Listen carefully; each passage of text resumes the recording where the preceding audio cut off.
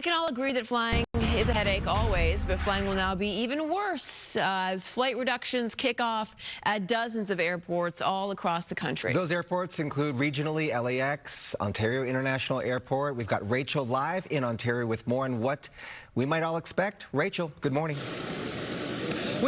Good morning. We can absolutely tell you if you have a flight today or anytime in the next few days, you'll absolutely want to check your flight status. That's because we're expecting some pretty massive disruptions here, not just at Ontario Air, but also at LAX, as well as the FAA right now slowly reducing flight schedules to really give some much needed relief to air traffic controllers. The FAA has ordered airlines to phase in that 10% reduction overall across 40 major airports. The disruption, though, will also have a trickle effect on smaller airports as well. Well, according to the U.S. Department of Transportation, the reduction will be done in phases. A 4% reduction in operations will take effect today, November 7th, ramping up to 6% by November 11th, and then 10% by the 14th. Reduction, as I mentioned, is meant to maintain safety and really give and relieve pressure on air traffic controllers who are working right now without pay as the government shutdown continues. Earlier this morning, we spoke to travelers here in Ontario who said they got here extra early to prepare.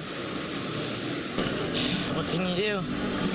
Just handle it as well as possible. It sucks. So hopefully everybody's got all the information so that they don't get stuck in this debacle. We should do it in a nonpartisan way and get the government open again. I think these two sides need to talk to each other, and I think that would be best for everybody. This has gone on too long.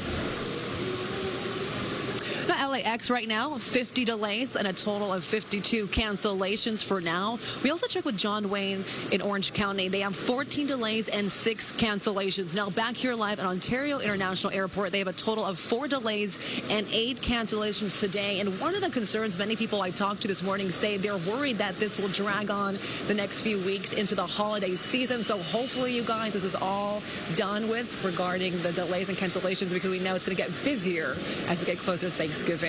We're live in Ontario this morning. Rachel Aragon, I'll send it back to you. For sure. I mean, there were lines like 3 hours long in some states. I have friends and family members who are already getting, they got notices that their flights were canceled. Yeah. And they're saying fly tomorrow instead. So I don't know if that's included with this 4%. Yeah. So you'll see that. And other airlines that are saying, hey, buy a backup ticket because in case that ticket doesn't work. Right. Right, and people have already booked their plans. It's a mess. The new FAA flight restrictions are a huge concern in Washington, where lawmakers are set to vote again today in an attempt to reopen the government. Doug Zader, live from Washington. He's been following this very closely. Doug, good morning. Good morning. I guess the only bright spot for travelers is that airlines, a lot of them, are being pretty flexible about ticketing and so on. Not a whole lot of flexibility here on Capitol Hill, at least not that we know of. But there is another vote that we think will happen today to try once again to reopen the government. The skies will be a little less crowded today as passengers brace for the new reality. The last thing you want is too many airplanes in the air and not enough people controlling them. Well, that's how the FAA sees it as they order airlines to scale back operations starting today at 40 major airports across the country. Too many planes, too few controllers, they say. Safety is primary, and so this is not politics for us. The Transportation Secretary said this isn't political, but it has clear political ramifications for the shutdown debate. President Trump said last night he won't accede to Democratic demands for more health care spending. Look, the shutdown is caused by the Democrats, and we're not going to spend $1 trillion or $1.5 trillion on health care for people that came into our country illegally. I came away more confused than when I went in. And not much clarity from lawmakers on Capitol Hill, but we do expect a vote today on another measure to reopen the government. It may include some concessions from Republicans, including a guaranteed vote on Obamacare price supports, but not the guaranteed outcome that many Democrats are pressing for. And while some moderates from both parties have been working behind the scenes to craft a compromise, many on the left are pressing Senate Minority Leader Chuck Schumer to hold the line. He's got to keep doing it, and we've got to deliver a win. I think that there is no reason to surrender now, every reason to stand firm. Okay, so standing firm, but there is, some deal-making happening in the shadows. It just isn't clear that that's going to be enough to get this across the finish line. We may see a vote much later in the day today. That's the expectation. It's possible the Senate could work through the weekend, but no agreement in sight yet. Bob and Jim. Can you tell us a little bit more about that latest offer from the GOP? So they're offering a guaranteed vote on what they are asking for, which is Obamacare subsidies. And then there's a couple of more things that they're offering. The key is to try to get a couple of moderate Democrats to move over to get enough votes to get it across the finish line. Are there any indications that this is meaningful or fruitful?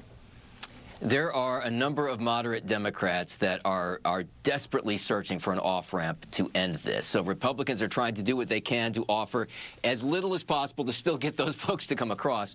That's why there's talk about setting up another vote after the government reopens, setting up a vote on an effort to renew those Obamacare subsidies. What Democrats want is something date-specific. I mean, they want as many specifics as possible before they agree to anything. And look, there are some of the hard left that are going to keep holding out on this.